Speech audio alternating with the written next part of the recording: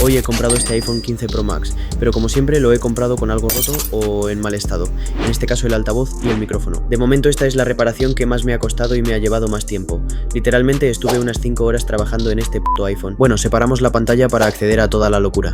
Lo primero, pongo una calabaza para aguantar la pantalla y empezamos a quitar los blindajes los cuales protegen los flexos. Lo retiramos y desconecto el flex de la batería y seguidamente la pantalla, para poder retirarla y trabajar con comodidad. Ahora tenemos que desconectar absolutamente todos los flexos, ya que el módulo que debemos cambiar está debajo de todo el mecanismo. Quitamos los tornillos que sujetan la placa y ponemos alcohol isopropílico para que se empiece a deshacer el pegamento de la batería. Lo que debemos cambiar es todo esto, es más difícil de lo que parece, ahora os lo enseño. Quitamos la batería y vamos a dejar la zona bien limpia.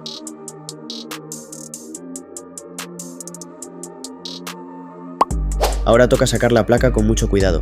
Antes de retirarla debo quitar un flex que está por la parte de abajo. Quitamos el blindaje, desconectamos el flex y esto ya está fuera. Ahora se va viendo mejor todo el módulo que debo retirar, todo el flex que se ve, y ahora os enseño lo demás. Está debajo de todo esto. Este es el esqueleto nuevo, así que vamos a retirar el defectuoso para ponerle este.